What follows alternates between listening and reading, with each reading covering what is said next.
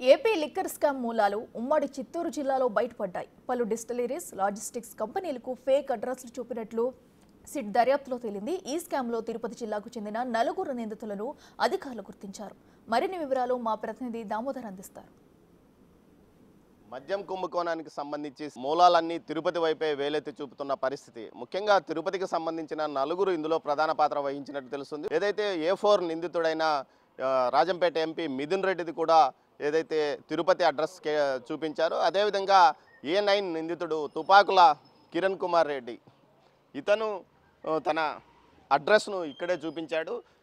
డికార్డ్ logistic private లిమిటెడ్గా ఈ address ఉంది. అయితే 6/15/57265 ఇది తిరుపతిలోని హౌసింగ్ బోర్డు కాలనీలో ఈ ఇంటిని కార్పొరేట్ ఆఫీసుగా చూపించాడు. ఇక్కడి నుంచే కార్యకలాపాలు పెద్ద ఎత్తున కొనసాగాయని కూడా చూపించాడు. కానీ అతను ఉన్నది మాత్రం సొంత ఇల్లు శివజ్యోతి నగర్. అతని తండ్రి బాలసుబ్రహ్మణ్యం రెడ్డిని ఏదైతే సిట్ పోలీసులు విచారించిన తర్వాత కిరణ్ కుమార్ రెడ్డి వివరాలు బయటపడ్డాయి.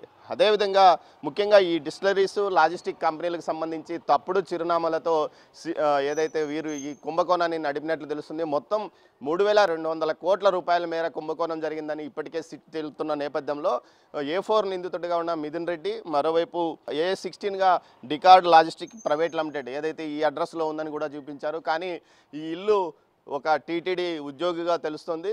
అద్దెకున్నవారు కూడా టీటీడీలోనూ చిన్న ఉద్యోగాలు చేసుకుంటున్నవారు. ఈ 3 అంతస్తుల ఇల్లులో కేవలం కింది ఫ్లోర్ను ఆఫీసుగా చూపించారు. కానీ ఈ ప్రాంతంలో కిరణ్ కుమార్ రెడ్డిని కానీ మరెవరు కానీ లేరని కూడా చెప్తున్నారు. A9 నిందితుడు ఈశ్వర్ రెడ్డి ఈ చిరునామానే తన శాశ్వత చిరునామాగా పేర్కొన్న నేపథ్యం. కానీ అతనిది అలిపిరి శివజ్యోతి నగర్గా తెలుస్తుంది. 2019లో ఇక్కడ ఉన్నట్లు చెప్తున్నప్పటికీ 2019 నుంచి ఎవరు ఇక్కడ లేరని కూడా తెలుస్తుంది. A10 నిందితుడు SK సైఫ్ అహ్మద్ శ్రీకాళహస్తి పట్టణంలోని ఓటేరు కాలువ ప్రాంతంలో నివాసం ఉన్నట్లు సమాచారం. కానీ అతను 2019కి ముందే ఆ ప్రాంతం నుంచి వదిలి వెళ్ళిపోయినట్లు తెలుస్తుంది. ముఖ్యంగా అతను షేర్ మార్కెట్ పేరుతో స్థానికులను పెద్ద ఎత్తున మోసం చేశాడంటూ కూడా సమాచారం. మరోవైపు కేసిరెడ్డికి అత్యంత కీలకంగా ఉన్న బాలాజీ ఎవరైతే భారతీయ సంస్థలకు సంబంధించిన చీఫ్ అకౌంటెంట్గా పనిచేసిన బాలాజీది కూడా ఉమ్మడి చిత్తూరు జిల్లా పలంనేరు దగ్గర వీకోట సమీపంలోనే ఒక కుగ్రామము.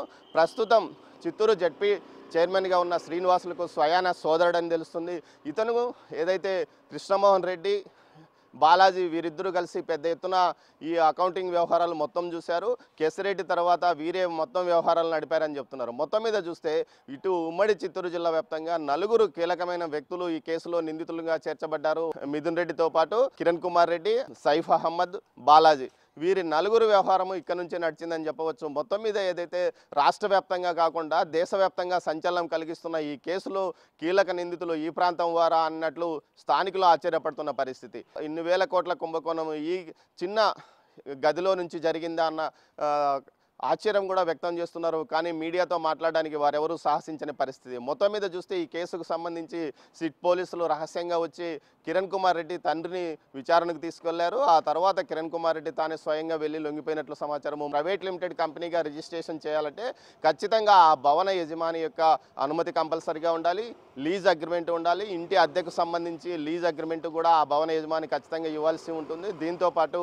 ఏదైతే మున్సిపాలిటీ కానీ హౌస్ ట్యాక్స్ రెగ్యులర్గా కట్టినట్లు కూడా ఆ హౌస్ ట్యాక్స్ సంబంధించిన వివరాలు ఉండాలి. దానికి సంబంధించి విద్యుత్ బిల్లులు ఉండాలి. అయితే యజమాని యువకనే వారు వీటిని సేకరించుకున్నారా లేకపోతే ఫేక్ డాక్యుమెంట్ల ద్వారా వాటిని క్రియేట్ చేసి మొత్తం మీద వాటిని వాడుకున్నారా అన్నది విచారణలో తేలాల్సింది. మొత్తం మీద చూస్తే ఈ భవనం మాత్రం ఒక టీటీడీ ఉద్యోగిదని తెలుస్తుంది. టీటీడీ ఉద్యోగిని అవసరమైతే బెదిరించి డాక్యుమెంట్స్ను తెప్పించుకున్నారా లేకపోతే అతను వారికి సన్నిహితుడా అన్న విషయం కూడా తేలాల్సింది. మొత్తం 20 మంది ఇప్పటికీ ఈ కేసులో నిందితులుగా తేల్చిన నేపథ్యంలో 4 కీలక నిందితులు మాత్రం ఈ జిల్లాకు చెందిన వారని తెలుస్తుంది. ఇది ఇక్కడ సిట్ దర్యాప్తు గురించి జిల్లాకున్న మూలాలు, అదేవిధంగా జిల్లాకు సంబంధించిన విషయాలు. అయితే మరికొంతమంది కూడా జిల్లాకు సంబంధించిన వారు ఈ కేసులో కీలకంగా ఉన్నారంటూ కూడా ఏదైతే సిట్ పోలీసులు చెప్తున్న నేపథ్యంలో మరికొంతమంది కూడా బయటపడే అవకాశం ఉందని తెలుస్తుంది. కెమెరా పర్సన్ పురుషోత్తంతో దామోదర్, తిరుపతి నుంచి.